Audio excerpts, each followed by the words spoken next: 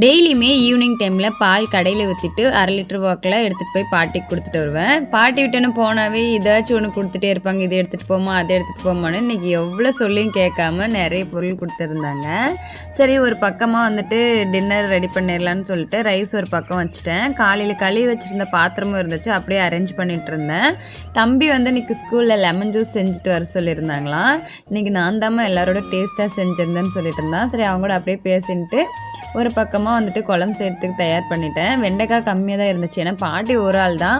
அவங்களுக்கு வச்சுருந்ததே எங்ககிட்ட கொடுத்துட்டாங்க. நான் எவ்வளோ சொன்னாலும் கேட்கவே மாட்டாங்க. ஏதாச்சும் போனால் கொடுத்துட்டே இருக்கணும். அவங்களுக்கு வந்துட்டு நாங்கள் வேணான்னு சொல்லக்கூடாது. சாப்பிட்டுட்டு இருந்தால் கூட ஒரு 2 வாயாச்சும் ஊட்டி விடுவாங்க, இல்லைனா அவங்களுக்கு மனசே வந்து கேட்காது, பசங்க சாப்பிடாது போகிறாங்க அப்படின்னு சொல்லிட்டு.